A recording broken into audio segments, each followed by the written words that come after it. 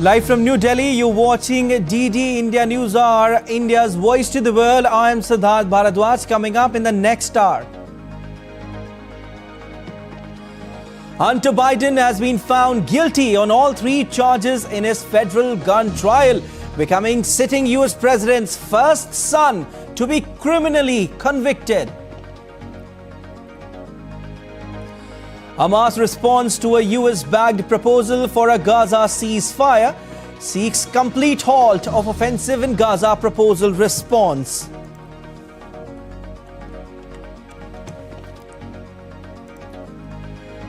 Malawi's Vice President Solos Chilima and 9 others killed in a plane crash.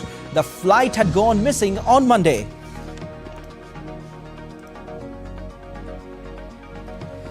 Unbeaten India to take on co-hosts the US in the ICC Men's T20 World Cup 2024 on Wednesday with an eye on Super 8 spot.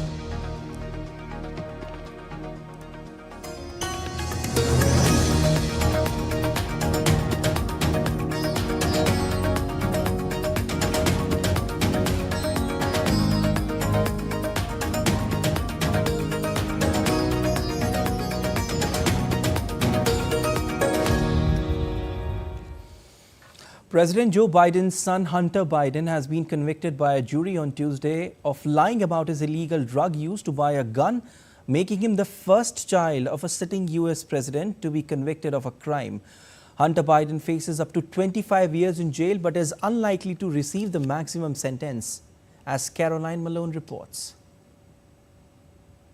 In a statement shortly after the verdict, he said he was disappointed with the outcome, but that the love and support of his family was even more important and warming to him. We heard much the same from the US president himself, Joe Biden, saying that, people have to remember he is not just the president, he's also a father, and the love of his family is more important to him. However, we also heard live from President Biden during a gun violence prevention event later on Tuesday afternoon. He addressed the need to ban assault weapons. He spoke to a crowd in a tone that was very much campaigning, which is ahead, of course, of the US presidential election later this year. He did not mention his son's verdict, that his son had been found guilty on these 3 charges. However, President Biden did change his schedule. He is headed straight for Wilmington, Delaware. He is expected to be there until Wednesday afternoon, when he's due to fly out to Europe to be present for the G7 leaders meeting. Now, during this trial itself, we heard a lot of testimony from witnesses talking about Hunter Biden's substance abuse problems, how he used and abused drugs over many years. The ultimate question was he using drugs or knew that he had been using drugs when he entered the form to say that he wasn't a drug user to buy the gun? Clearly, they found him guilty of that. But the special prosecutor, David Weiss, came out afterwards and said it isn't just about this as a person who has an addiction. This is about his criminal act. This is about the lying that is the crucial part of why he was found guilty. We also heard from another interesting voice. That was from one of the jury members, known as jury number 10. Wasn't given his name to US media, but he spoke out earlier on Tuesday and said that there was sadness on his part for the Biden family. He thought it was especially sad that Naomi Biden, who's the daughter of Hunter Biden, was took to the stand and gave evidence about her own father and his substance abuse problems. He said it didn't help their case, it didn't hurt their case, but he didn't see it as being necessary. But clearly, in the last couple of weeks, a lot of the challenges and problems and sadness of the Biden family has been aired to the public. And here we are now with this guilty verdict for Hunter Biden. We await a sentencing date. It could happen in the next few months, anything up to 120 days. During that time, July 8th, we're likely to get Donald Trump's sentencing as well. He, of course, was found guilty on 34 business falsifying claims. So we could be in a scenario when potentially both Donald Trump and the son of the president, Hunter Biden, get jail time, really, before we get to the presidential election this year. At least with Hunter Biden, though, the special prosecutor has come out to say they're not going to be going for the maximum sentence because he's a first-time offender. Hunter Biden, though, does also have another trial coming up in September where he's facing tax evasion. So all of this happening, of course, just a few months before November's presidential election. Caroline Malone in Washington for DD India. US President Joe Biden showcased his administration's efforts to cut down on illegal gun trafficking just hours after his son Hunter was convicted of lying about his drug use to illegally buy a gun. Democrats largely favor stricter gun laws to reduce deaths from gun violence across the country. In 2 weeks, we'll mark the second anniversary of the Bipartisan Safer Communities Act.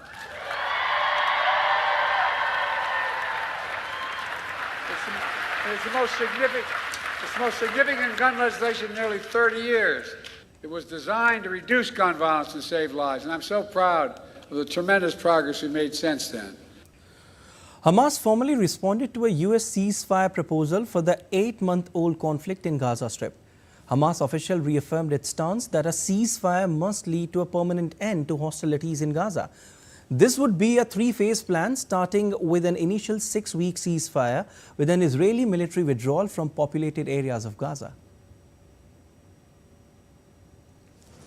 Israel is committed to these goals: to free all the hostages, to destroy Hamas's military and governing capabilities, and to ensure that Gaza does not pose a threat to Israel in the future. Israel sticking to its guns against the Hamas as the United Nations Security Council backed a proposal on Monday outlined by President Joe Biden for a ceasefire in the Gaza Strip. Russia abstained from the UN vote, while the remaining 14 Security Council members voted in favor of the resolution supporting the 3-phase ceasefire plan laid out by President Joe Biden on the 31st of May that he described as an Israeli initiative. The Hamas welcomed the adoption of the US drafted resolution in a statement saying it is ready to cooperate with the mediators who are implementing the principles of the plan. In Tel Aviv on Tuesday, US Secretary of State Antony Blinken, who had just met family members of Israeli hostages being held captive in Gaza, dubbed the Hamas's reaction as a positive sign and put the onus for clinching the deal on the Palestinian terror group. Well, I say it is a hopeful sign, just as statement that they issued after the president made his proposal 10 days ago was hopeful, but it's not dispositive. What is dispositive, at least what's so far been dispositive one way or another, is the word coming from Gaza and from the Hamas leadership in Gaza. That's what counts, and that's what we don't have yet. And that's why I say we're waiting to see. Everyone has said yes, except for Hamas. And if Hamas doesn't say yes, then this is clearly on them. Tuesday saw added pressure being put on both sides to agree to truce at an emergency humanitarian conference for Gaza in Amman, co-hosted by Jordan, Egypt and the United Nations to let more aid into the besieged strip. Excellencies, the horror must stop. It's high time for a ceasefire along with the unconditional release of hostages. I welcome the peace initiative recently outlined by President Biden and urge all parties to seize this opportunity and come to an agreement. But on the battleground, the fighting keeps taking a heavy toll. In Jerusalem, family, friends and comrades attended the funeral of a 19-year-old Israeli soldier killed in battle in southern Gaza. 4 Palestinians were killed in the West Bank by Israeli soldiers on Tuesday, conducting an operation near Ramallah to catch an arson suspect. Peace remains elusive. Qatari and Egyptian mediators are yet to receive formal replies from Hamas or Israel to the UN-backed truce proposal, although officials on both sides indicated the plans fulfill their diverging goals. Bureau Report, DD, India. Malawi's Vice President Saulos Klaus Chilema, whose plane went missing in dense forest on Sunday, was declared dead the next day. In a press statement, Malawi's President Chuck Vera announced all 9 members on board have been killed. The President expressed deep condolences to the families. The departed Vice President Saulos Klaus Chilema was a business executive turned politician and assumed Vice President office in 2020. He was also seen as a potential candidate in next year's presidential election.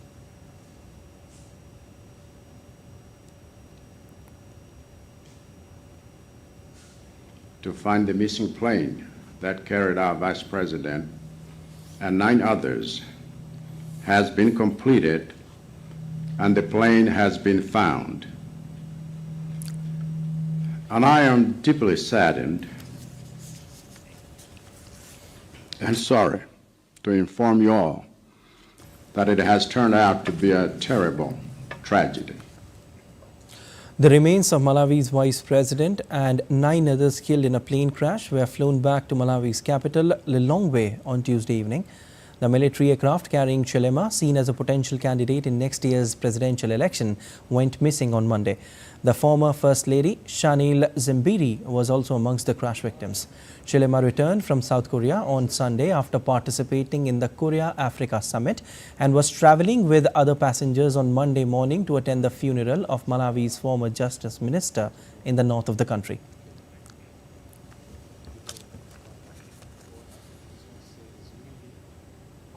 UK Prime Minister Rishi Sunak and Labour leader Keir Starmer go head-to-head in a second televised debate on Wednesday. It comes after the governing Conservatives released their election manifesto ahead of the July 4th poll. DD India's Ollie Barrett reports from London.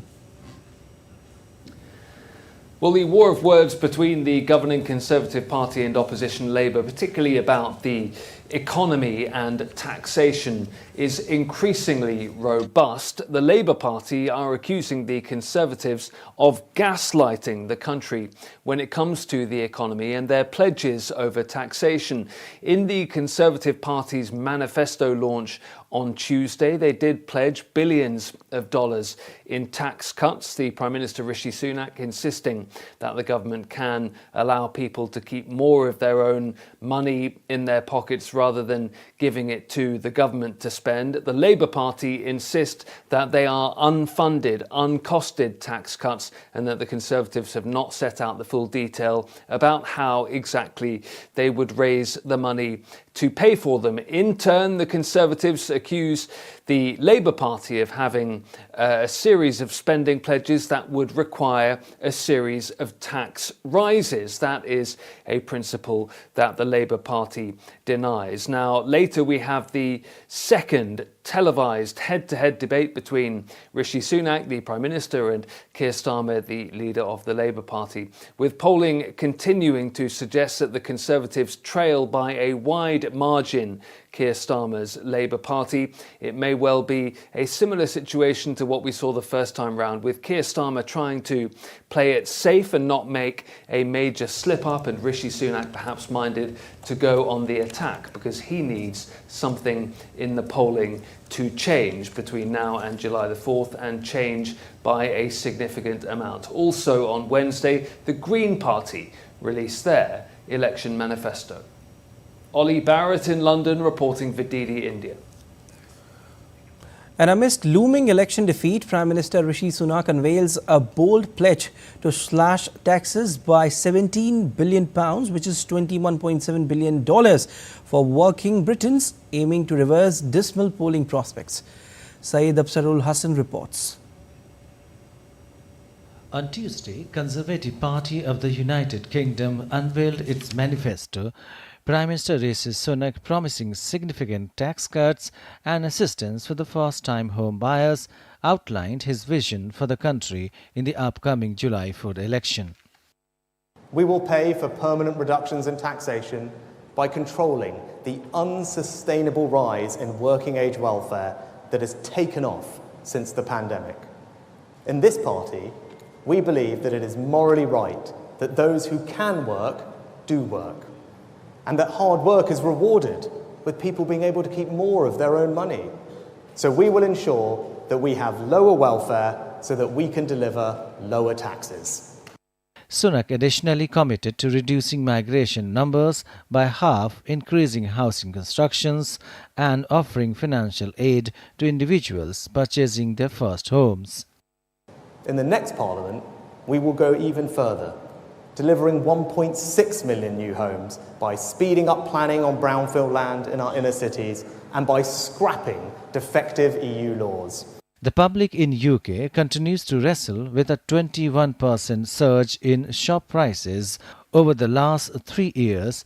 Additionally, they are dealing with the aftermath of the tumultuous tenure of Rishi Sunak's predecessor, Liz Truss, whose economic policies resulted in higher borrowing costs and increases in mortgage rates.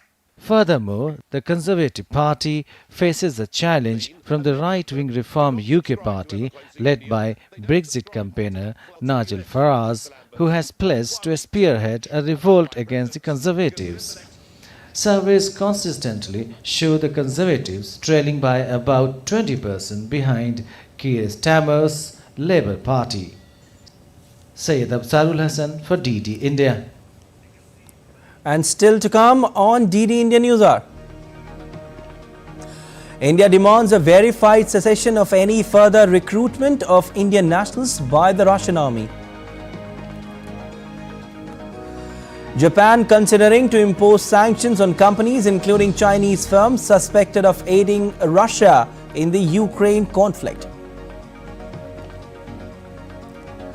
Thousands of Muslim pilgrims arrive at the Grand Mosque in Saudi Arabia's Mecca ahead of the start of Hajj 2024.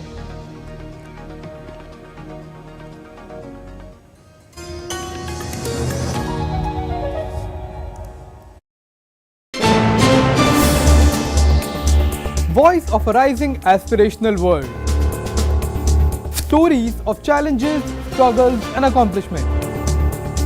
A world battling conflict, hunger and poverty. Embracing growth, development, science and technology. A voice of progress, a voice of unity. Watch Voice of the Global South with me, Akshay Dongre, only on DD India.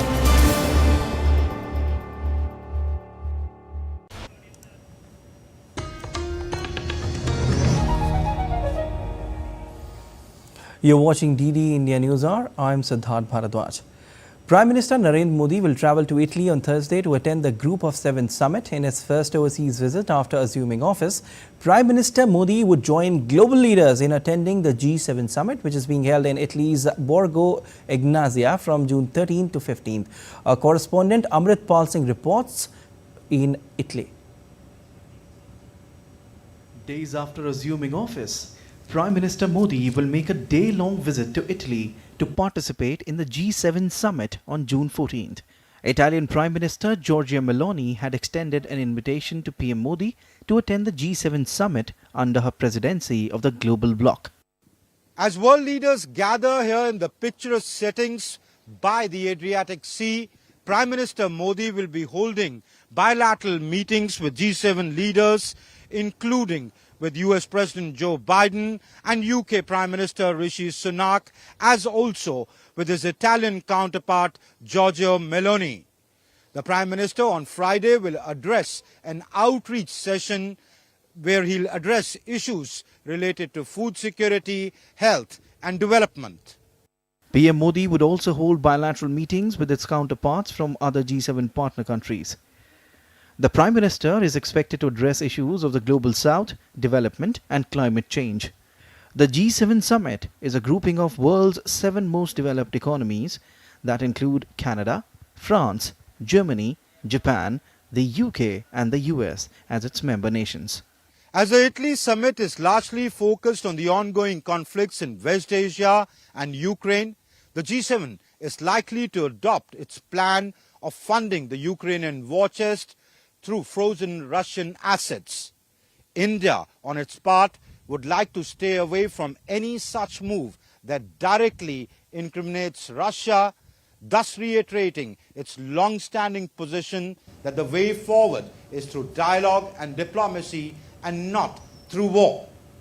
With cameraman Shilendra Chauhan, this is Amrit Pal Singh in Borgo Egnazia, Italy.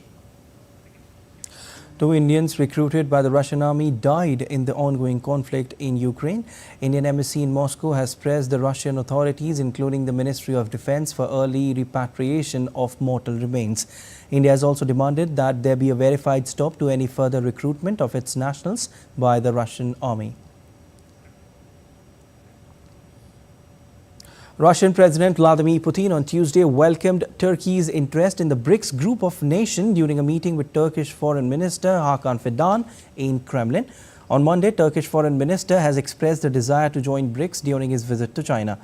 NATO member Turkey had come under fire by its Western allies in recent years over its ties with Russia, with some saying that its axis was shifting away from the Western military alliance. Ankara has rejected this, saying it remained a committed member of the alliance and maintained its goal of full membership of the European Union. And Latvia's President Edgars Rinkēvičs hailed NATO's Eastern Flank Summit as historic, as it included the latest members of the alliance, Finland and Sweden, to discuss pressing security issues, including Russia and Belarus. At the joint news conference after the meeting in Riga, Poland's President Andrzej Duda said the NATO allies from Romania, Poland and Latvia, part of Eastern Flank, were deeply concerned about Russia's malign hybrid activities. The Bucharest 9 includes Bulgaria, the Czech Republic, Estonia, Hungary, Latvia, Lithuania, Poland, Romania and Slovakia.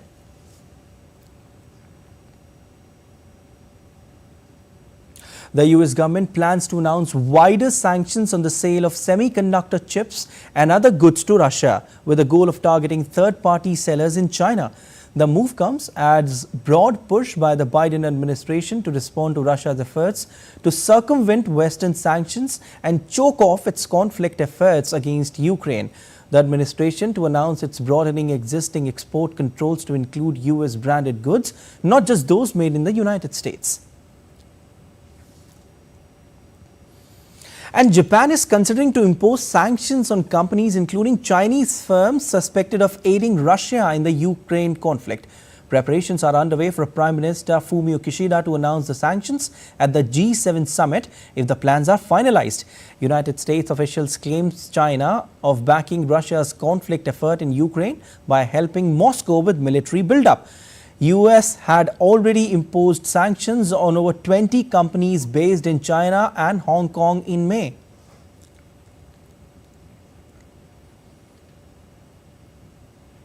North Korean leader Kim Jong-un on Wednesday said his country is an invincible comrade in arms with Russia in a message to President Vladimir Putin amid speculation over Putin's impending visit to North Korea. Marking Russia's National Day, Kim said his meeting with Putin at a Russian space launch facility last year elevated the ties of their century-old strategic relationship. The message came after Russia's Vedomosti newspaper on Monday reported Putin would visit North Korea and Vietnam in the coming weeks. The French president will hold a news conference on Wednesday as he tries to kickstart his party's Renaissance election campaign. Emmanuel Macron says he will not quit as leader if the far-right opposition win the election, which is surprisingly called on Sunday. DD India correspondent Ross Cullen reports. Emmanuel Macron, the French president, has promised to make 2 or 3 speeches or statements every week of the campaign as he tries to regain the initiative. In 2022, in the last election, his party lost more than 100 lawmakers, but he believes there is still a path open to regain a majority in Parliament. He is coming under increasing pressure from the far right, though, from the National Rally, who are led by 28-year-old Jordan Bardella. They are always quick to mobilise, they have a good campaigning infrastructure in place, and, crucially for the far right, they have momentum after their crushing victory over Emmanuel Macron's party Renaissance in the EU vote on the 9th of June. We will find out a little bit later on Wednesday exactly what Emmanuel Macron's campaign strategy is when he lays out he and his party's ambitions for these elections. Ross Cullen in France reporting for DD India. And Mexico's President-elect Claudia Sheinbaum on Tuesday tried to calm investor concerns over a proposed judicial overhaul. The President-elect has promised that the country would maintain its rule of law while saying she planned to push ahead with the reforms. The judicial reform proposes that judges, including the currently appointed Supreme Court, be popularly elected. Sheinbaum said investors have nothing to worry about. And in southern Mexico, over 4,000 residents were forced to seek shelter in a neighboring town after alleged gang members opened fire and burnt houses and vehicles. Violence erupted when alleged gang members stormed the town of Tila, forcing residents to hide their homes and move to a makeshift shelter in the nearby town. President Andrés Manuel López Obrador said the army was sent to the area to protect the victims and said the violence resulted from conflicts among residents. The Chiapas prosecutor's office informed at least 6 suspects has been detained.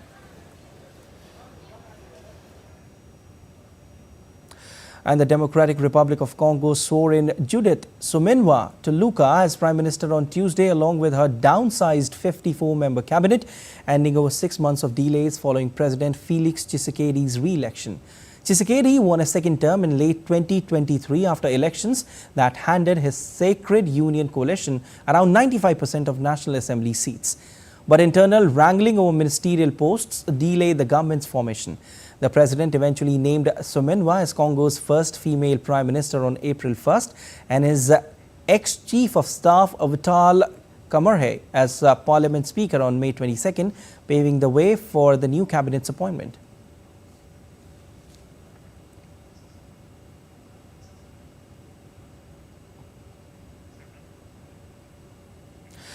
Texas is known as Big Sky Country, an expensive, largely unobstructed twinkling oasis. But as cities expand and more skyscrapers pop up, those skies are getting crowded. And light pollution is having an unintended consequence. Birds are colliding with buildings at an alarming rate, especially during migration season. Texas's sky is an avian superhighway, funneling billions of birds south in winter and then north again in the summer. As Tony Waterman explains from Austin, a simple flip of the switch could help keep them alive and help fight climate change. If we actually look on this third-story window, it's probably a spot where a bird's collided. So you can see kind of this lighter spot, like almost like a water balloon was hit the window. 3 times a week, ecology PhD candidate Brian Stokes and other bird enthusiasts are out searching for birds. Not living ones, but ones that have died in the middle of the night, victims of mid-air building collisions. We want to sort of check everywhere because they can get stunned and sort of fly another few feet. No birds were found on this morning, but experts believe as many as 1 billion die from building collisions every year in the U.S., disoriented by bright city lights while migrating at night. Upwards of 80% of the United States can't even see the Milky Way anymore. That's how bright the sky has gotten. And if they're seeing light, it messes up, their sense of direction. It messes up their understanding of what they're seeing in front of them. Glass buildings are particularly lethal. Last October, more than 1,000 birds died in a single night after colliding with McCormick Place in Chicago. We're seeing major global declines in bird populations, and there are several large factors that are at play. One, which is climate change, and another one, which is habitat destruction. And those really go hand in hand. Rapid urbanization and habitat loss has caused bird populations in North America to decline by 3 billion since 1970, diminishing an important part of the ecosystem. Besides being great pest controllers, birds play an important role in fighting the effects of climate change. They disperse seeds, spreading plants into new areas. They provide nutrients to marshes that serve as a buffer from storm damage. Some even help pollinate plants and reduce the spread of disease. To help reduce the mortality rates, some U.S. cities, including Austin, have joined the Lights Out campaign, an initiative encouraging building owners and residents to shut off their lights between 11 p.m. and 6 a.m., prime migration time for birds. Research has shown a simple flip of the switch can reduce collisions by up to 60%. What's good for birds is good for people. You can have a beautiful building, you can have wonderful lights, but those lights could also be turned down. Turned down so fewer dead birds turn up in the morning. Tony Waterman in Austin, Texas, reporting for DD India. And let's take a look at other stories making news around the world. Iceland issued a new license to its sole remaining whaling company on Tuesday, enabling it to continue hunting this season. The move drew a sharp response from campaigners and activists. Thousands of Muslim pilgrims arrived at the Grand Mosque in Saudi Arabia's Mecca on Tuesday ahead of the start of Hajj. It is mandatory for every able-bodied Muslim who can afford it to partake at least once in their lifetime. And still to come on DD India News Hour. Ministers assume charge of their ministries as newly inaugurated cabinet of India's Prime Minister Narendra Modi gets down to work on Tuesday. Andhra Pradesh will get its new chief minister today. Mohan Charan Majhi to take oath as Chief Minister of East Indian state of Odisha today.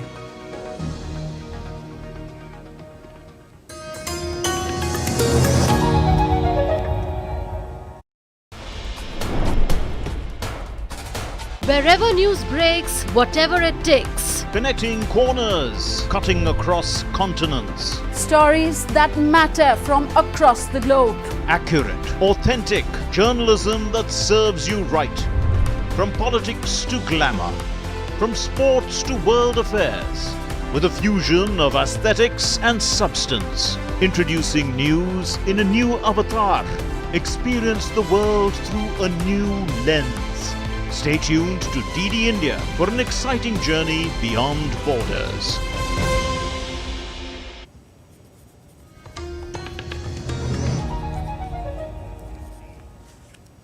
You're watching DD India News Hour. I'm Siddharth Bhardwaj. A quick recap of the headlines.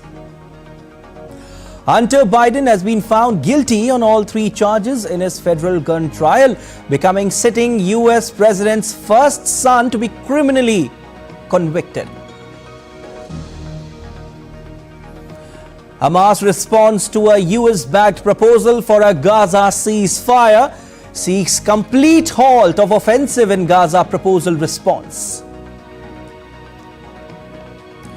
Malawi's Vice President Saulos Chilima and 9 others killed in a plane crash. The flight had gone missing on Monday. Unbeaten India to take on co-hosts the US in the ICC Men's T20 World Cup 2024 on Wednesday with an eye on Super 8 spot.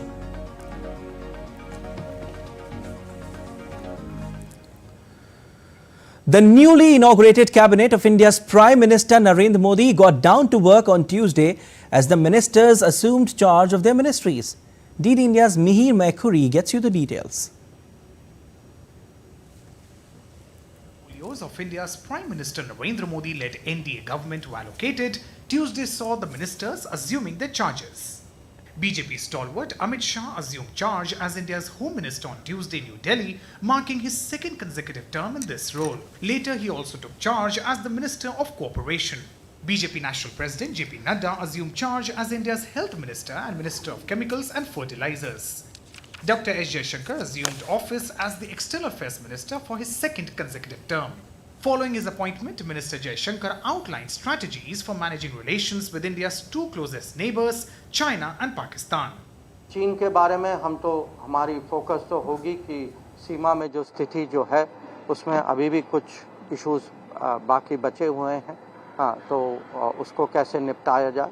और पाकिस्तान के साथ ये भी आप जानते हैं कि विषय जो है सालों से वो जो आतंकवाद का विषय जो है, cross border terrorism, how do we find a solution to it so that that cannot be the policy of a good neighbor. Tuesday also saw Ashwini Vaishnav assuming responsibility for both the Ministry of Railways and the Ministry of Information and Broadcasting. प्रधानमंत्री श्री नरेंद्र मोदी जी की सरकार जो आशीर्वाद दिया है जनता ने मोदी जी को, उस आशीर्वाद को फलीभूत करने के लिए उसी भावना के साथ, जनता की सेवा की भावना के साथ काम करें। Former Madhya Pradesh Chief Minister Shivraj Singh Chauhan, who was inducted as a cabinet minister in the PM Modi-led government, took charge as the Minister of Agriculture and Farmers' Welfare. Former Haryana Chief Minister Manohar Lal Khattar also assumed charge as the Minister of Power and the Minister of Housing and Urban Affairs.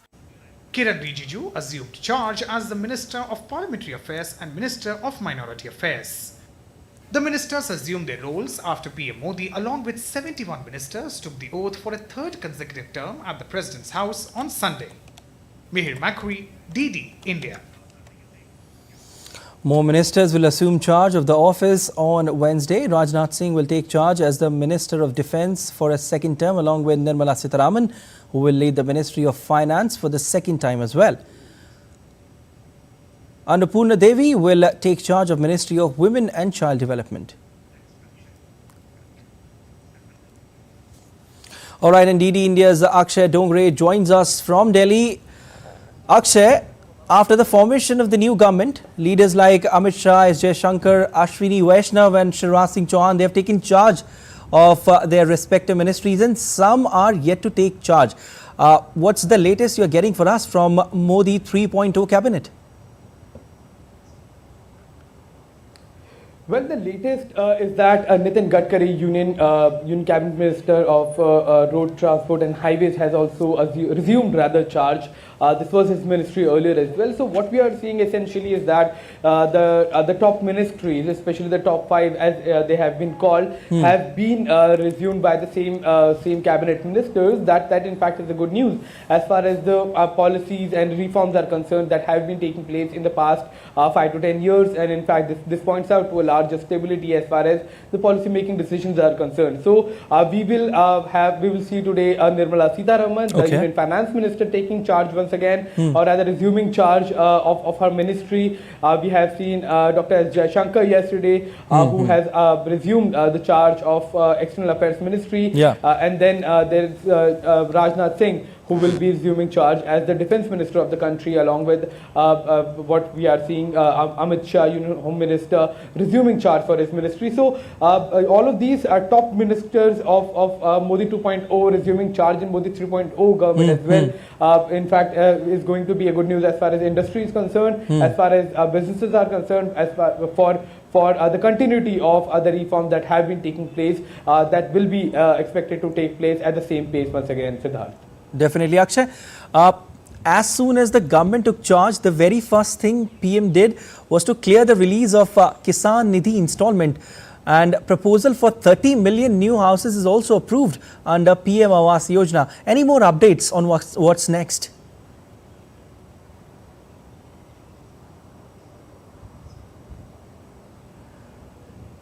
Akshay, can you hear us?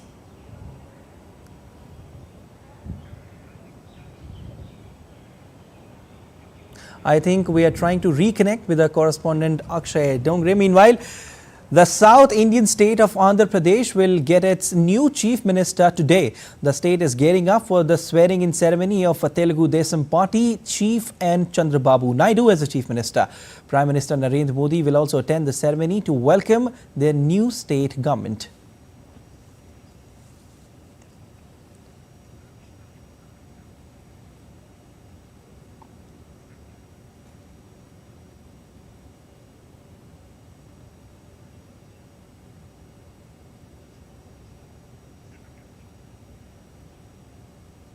And my colleague Ravi Shankar is joining us from Guntur, Andhra Pradesh. Ravi, Andhra Pradesh will get its new chief minister today in Chandrababu Naidu. What details do you have for us as far as the arrangements are concerned? Yeah, Siddharth, good morning and welcome back to Andhra Pradesh.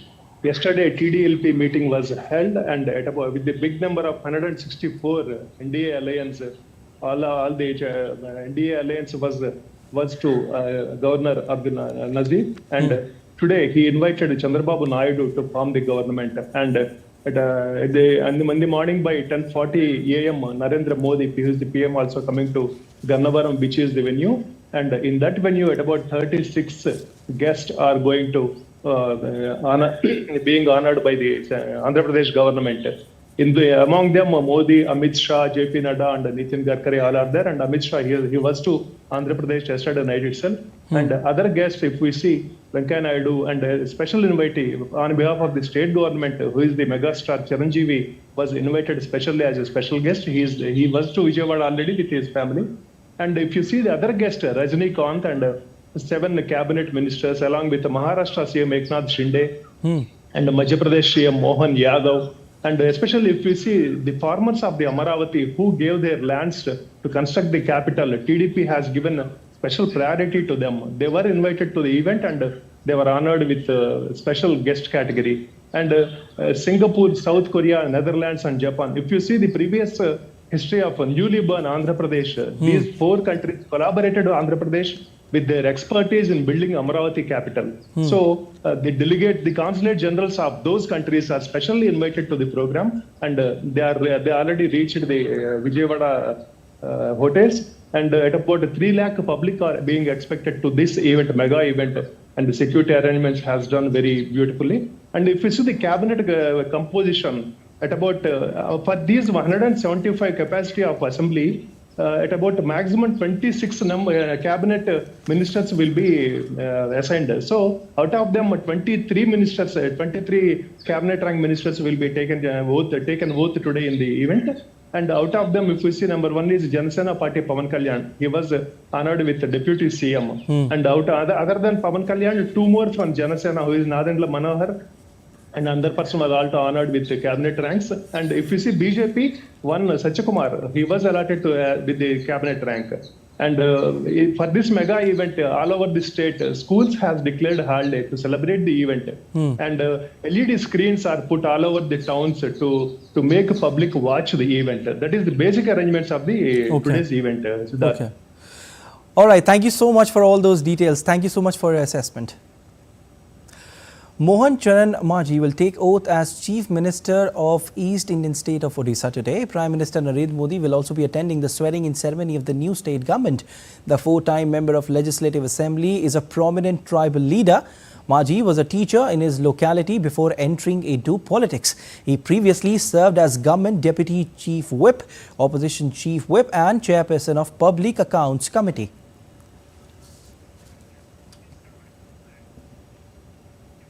Raja Ram Satpathy joins us from Bhubaneswar to give more details on this. He is DD India correspondent. A very good morning to you, Raja. Tell us about all the arrangements. Mohan Charan Maji will take oath as Chief Minister of the East Indian State of Odisha today. What details are you getting for us? Yeah, Mohan Charan Maji will take oath around 5 o'clock in the afternoon. Here at Janta Maidan, a sprawling field on the outskirts of Bhubaneswar, in the presence of Prime Minister Narendra Modi, Home Minister and host of Chief Ministers and dignitaries. As many as 7,000 people have been invited to attend the function, but estimates show that the number could swell to near 1 lakh of people in Janta Maidan. And Mohan Maji is a four-time MLA, and he was, as you said in the beginning, he was initially a teacher. He is a qualified person, post-graduation, and he has done his law degree also. Okay, Raja, can you just tell us something about the security arrangement, since it's a very big event? And in fact, Prime Minister will also be there. Yeah. Actually, entire Bhubaneswar capital city has been covered under thick blanket of security because of the presence of Prime Minister and a lot of host of dignitaries from all over the country. And you will be surprised to know that as many as more than 100 senior Oriya people who are working in different parts of India, they have also been invited to the place. And at the swearing-in ceremony, chief ministers of different states and union ministers, MPs, all of them will be present there. And that is why the entire city has been put under thick blanket of security. The state government on its part has declared half of the day as a holiday for government employees. And it has also started regulating traffic in key areas and key roads leading to the Janta Maidan. That is how. Okay, Raja Ram Satpathy, thank you so much for joining in and thank you so much for your assessment. Indian Navy's indigenous stealth frigate INS Shivalik arrived at Yokosuka, Japan to participate in the 8th edition of the bilateral Japan-India maritime exercise, JIMEX 2024. The exercise includes both harbour and sea phases. The harbour phase will comprise professional, sports and social interactions, after which the two navies will jointly hone their war-fighting skills at sea and enhance their interoperability through complex multidiscipline operations in the surface, subsurface and air domains.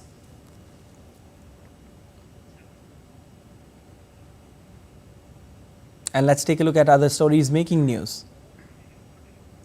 Law and Justice Minister Arjun Ram Meghwal kicked off work on review of the litigation system in India on Tuesday as his first task in office. The new policy aims to collate stakeholder opinions and reduce pendency of government lawsuits.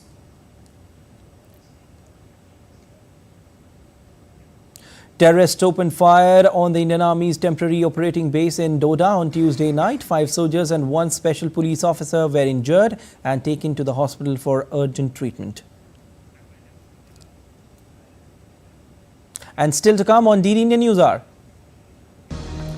we tell you how India and Lanka IOC managed fuel crisis in Sri Lanka despite all the challenges. Pakistan finally notched their first win on the T20 World Cup 2024, defeating Canada. India's Ministry of Information and Broadcasting announced a 3rd edition of International Yoga Day Media Award 2024.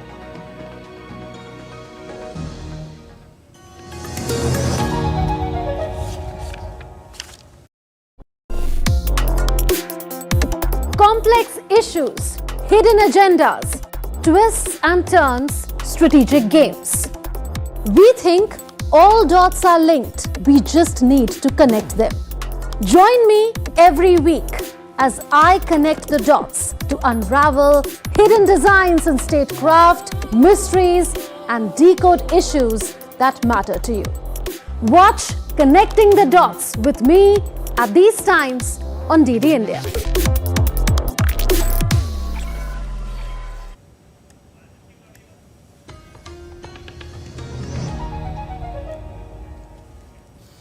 You're watching DD India News Hour. I'm Siddharth Bharadwaj. Now let's take a look at stories related to International Yoga Day.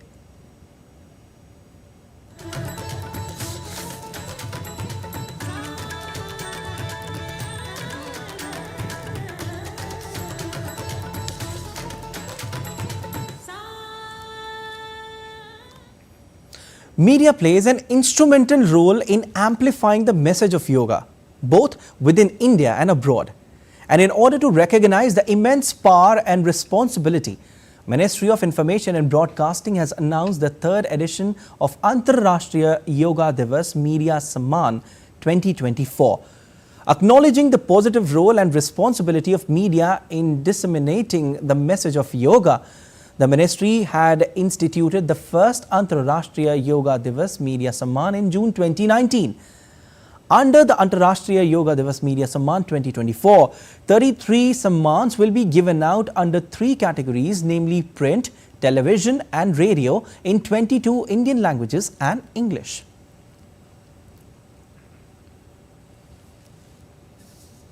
And time now for business news. The S&P 500 and Nasdaq registered record closing highs for a second straight day on Tuesday, helped by a gain of more than 7% in Apple shares, marking a record high close and gave the S&P 500 and Nasdaq their biggest boosts. The S&P 500 index climbed 1.7%, whereas the Dow Jones fell by 0.27%. Central Bank likely to leave interest rates unchanged but will release its updated economic projections. As India's neighbourhood first policy has gone from strength to strength, the bilateral relations between India and Sri Lanka have only improved. During the peak of the economic crisis faced in 2022, India supported Sri Lanka through assistance worth over $4 billion, which helped the island nation obtain essentials including fuel. Here's a report on how India and Lanka IOC helped manage fuel crisis in Sri Lanka. At a time when Sri Lanka faced an acute crisis of forex leading to shortages in essentials, generous assistance from India worth over $4 billion was also complemented by Indian investments which are operating in Sri Lanka. During the energy crisis, we almost had our fuel run out from our country. During that time, India and especially the LIOC came out and helped us to resumption of fuel supply. India was the savior of our country. With the Indian government providing fuel on one end, Lanka IOC, a subsidiary of Indian Oil Corporation, had also added to the efforts in ensuring supplies in the island nation. The oil tank farm at China Bay in Trincomalee had been a major source of strength for the company as it helped in prioritizing and supplying the auto fuels across the island. The oil tank farm is a Second World War era complex which has 99 oil tanks, each with a capacity of over 12,000 kiloliters. Divided into a lower tank farm and an upper tank farm, only 14 of the tanks are being used by Lanka IOC. In 2022, under an agreement, Lanka IOC and Ceylon Petroleum Corporation, together under Trincomalee Petroleum Terminal Limited, have agreed to develop 61 tanks in the upper tank farm. We are having 14 number of tanks. In that tanks, near about 5-6 different type of products we are storing. But we are very much interested to develop these tanks and to come into for the service of this country and for the people. With the current infrastructure, Lanka IOC has been providing auto fuels and other products through its island-wide network of retail sheds.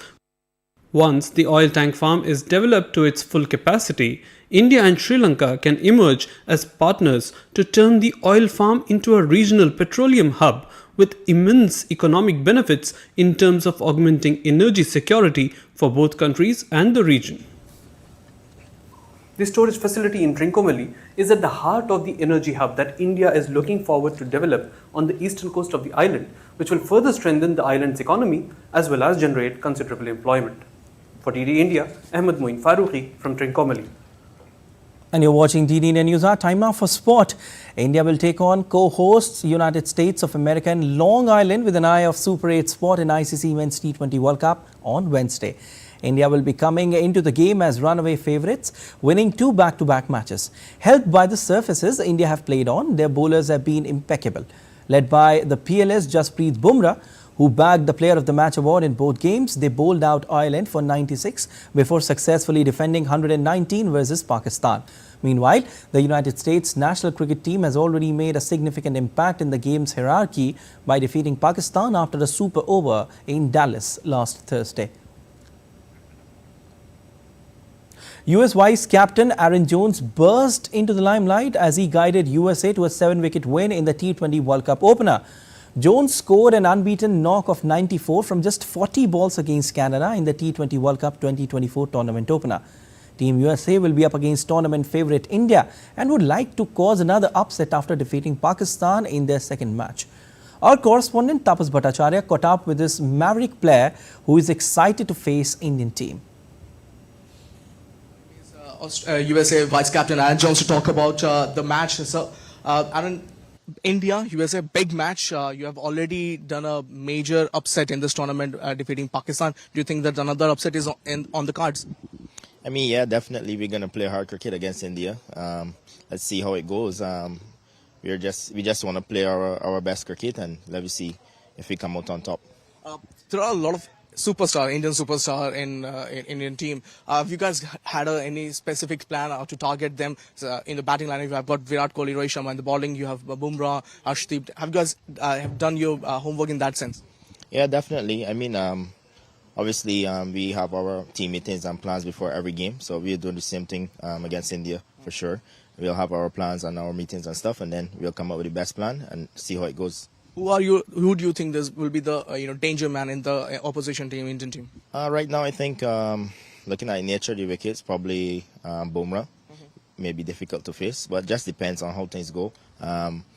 Let's see how the wicket is tomorrow. And from a batsman's perspective, I think India have a good batting team, so I don't wanna pick out one person. At the end of the day, it's cricket, and everybody have the day. So let's see how it goes. You have done really well in this tournament. The first match, you've gone really, berserk with the batting. How are you looking forward to playing in this particular match? I mean, every time I play, I wanna do my best. I wanna win the game for my team. So definitely looking forward to play against India, and definitely looking forward to do well as well. Much appreciated your time. So that was USA Vice Captain Aaron Jones, quite confident of his team's performance against India. They will be playing against India. It's a huge match for them because they have already done a major upset in the tournament, defeating Pakistan. They will be looking forward to another upset. It won't be that easy against India. With camera person S. Jaishankar, this is Tapas Bhattacharya for DD India from New York. Pakistan finally notched their first win of the T20 World Cup 2024 as they got the better of Canada by 7 wickets in New York on Tuesday. Pakistan bowlers proved their mettle to restrict Canada to 106 for 7 in 20 overs. Haris Rauf and Mohammad Amir took 2 wickets each. They later chased down the target in 17.3 overs. Having lost 2 games against USA and then against arch rivals India, the Babar Azam-led side needed to beat Canada to have a chance to enter Super 8 phase. Even now, Pakistan would need other teams' result to go their way in order to advance. The Flosser Brook Bridge in Frankfurt gets illuminated on Tuesday night as the city performed a light show rehearsal ahead of Euro 2024. The dazzling display turned the bridge into a radiant spectacle, showcasing intricate patterns and vibrant colors.